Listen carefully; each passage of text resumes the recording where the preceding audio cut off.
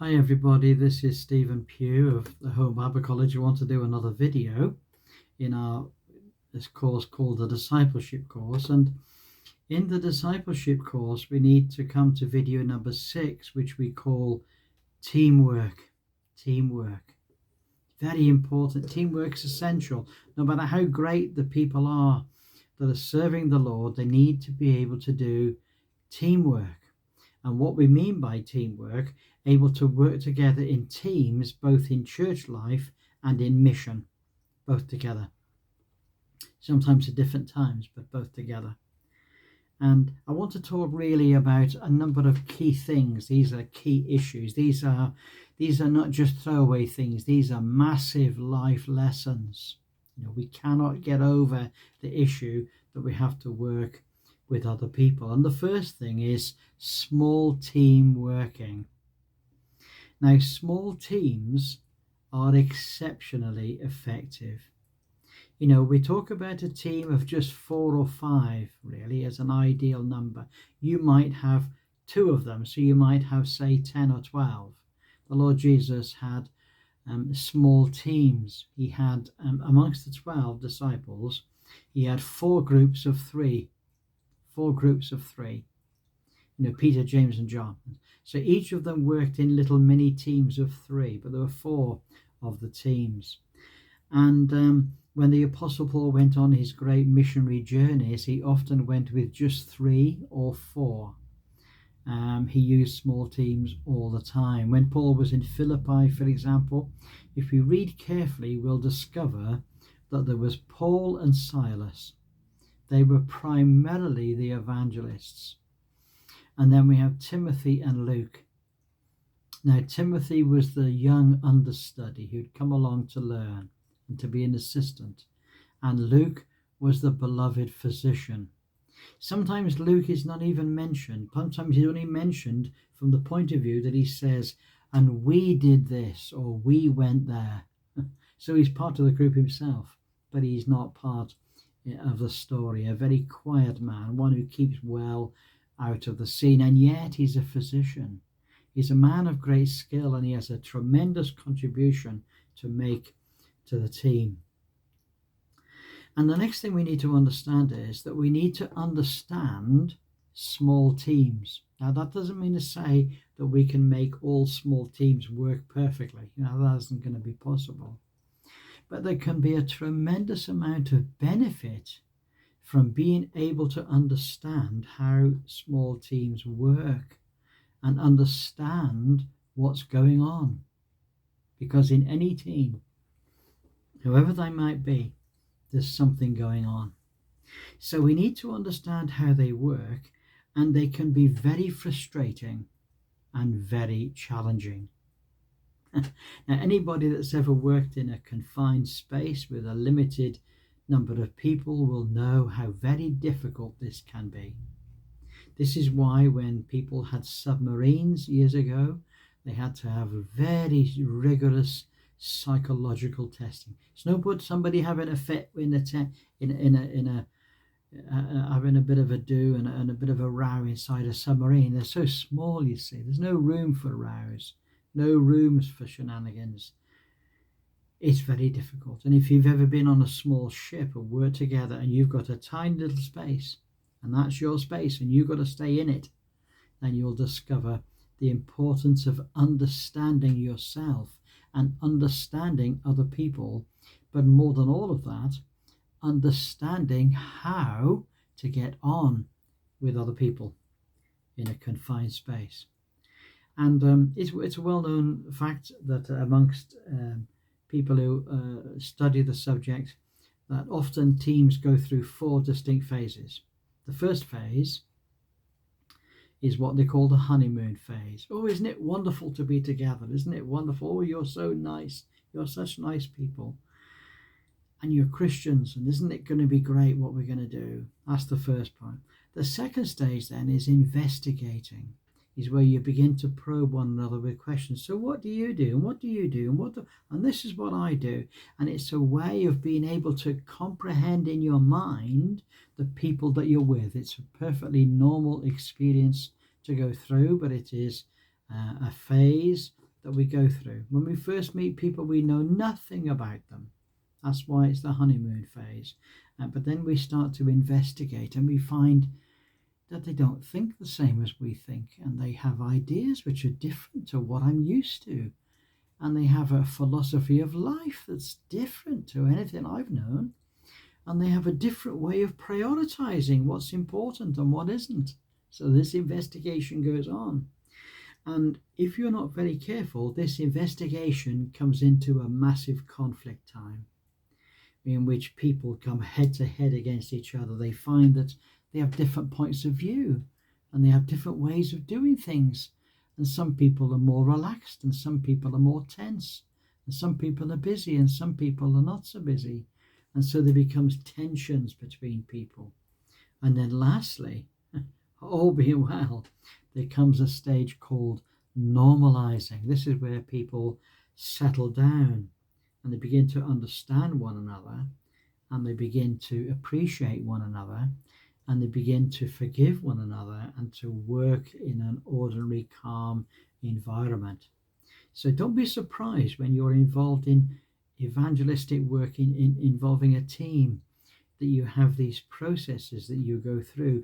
And when you see that process going through a number of times, then you begin to become wise about it, and you begin to become much calmer, and you begin to become a person that can work in teams very well. It's one of these things of life to learn. The next thing that needs to be when we think about teams is the concept of responsibility in the team, or responsibility to the team. There needs to be a leader. Notice I said a leader. There needs to be somebody who is the experienced person, who can see the way forward, who can see the overall picture, who can see what's going on, who has wisdom and has the ability to apply the wisdom that God has given him to enable him to understand what's going on. There needs to be in a team also followers. Now, followers are simply people who are prepared to do what they're told because the leader has said that they should do it. And that doesn't mean say they're robots, they're not little servants, but they understand that there's a role to be made. They understand that someone has to clean the toilets, somebody has to bake breakfast, somebody has to go and wash the poop deck, whatever it might be. Each person has a role, and none of the roles are particularly great. They're not particularly wonderful, any of them, but we just learn that we have to do roles, and that's very important. There needs to be people that will be followers, people that will be followers. And lastly, there need to be co-workers. So co-workers are people who are prepared to accept one another and work with other people in a way that will be fruitful for all concerned. It's a big issue. And some of these co-workers will have very, very specialized skills. Sometimes you might have a co-worker that's a whiz with the internet. You have another one that's a whiz with music. Another one that's fantastic at explaining things. Somebody else is brilliant with children. All of the different workers together in mission, they understand one another and appreciate one another and are just very happy that other people get all the glory. That's wonderful. The other thing to really understand in relation to teamwork is that sometimes there can be a breakdown, but there can also be a restoration. And this is a very difficult thing to do. Breakdowns in relationships sometimes cannot be mended. Sometimes they can't be mended. At least they can't be mended easily. After Paul and Barnabas came back from the first missionary journey, and when it was suggested they should go on a second missionary journey, that's when the conflict started. But it was better to start the conflict before the journey started, wasn't it? And that's what they had. They didn't understand one another. They didn't understand one another, and they couldn't really progress forward. That was the point. They couldn't progress. Both of them were completely adamant. They probably had a completely different focus, and Paul and Barnabas separated. Let's hope that they separated to the glory of God. Let's hope that they didn't hurt one another too badly. But the main thing is this, is that they separated. And sadly, this happens. Sometimes in Christian work, it's the test. It's the test in Christian work to see what can happen to people. And sometimes people just break apart. Sometimes people have different attitudes. You know what I mean by that. Some people have different world views. Some people have different ways of going about the same thing. And some people, quite frankly, have different objectives. They do not have the same objective. That's sad, isn't it?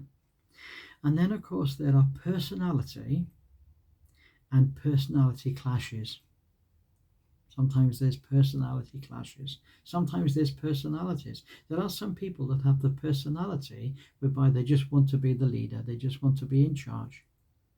Some people have the sort of personality or attitude in which they don't care about anybody else. They just want to do what they want to do. They don't, they'll drink the milk and they'll eat the last piece of bread and they'll think of nobody else because they're just thinking of one person, and that's just themselves. And that's something that has to be considered. And then other times there is a clash of opposing personalities. And this is where people have different personalities that do not coalesce together well. And that's something to very much come to an understanding about. And so one of the features of teamwork is that eventually the members of the team learn why it is that people clash. They learn why it is that people clash. They also hopefully learn how to resolve conflicts. Now, resolving conflicts is a particularly difficult thing. It is a difficult thing. It's not an easy thing to do. And there are various things that we can say all about that. And ultimately, and this is a subject we could have a whole session in all by itself, there needs to be maturity and there needs to be self-confidence. Okay? This comes just with years, unfortunately. This comes from lots of experience, I'm afraid. And you can't just get it when you're young. You just can't get it. It just doesn't come. That doesn't mean to say that all young people are not mature. I'm just not saying that. What I'm saying is that maturity and self-confidence is something that comes with time and with practice. Well, we look forward to catching up with you on our next installment in the discipleship course. And God bless you. Bye for now.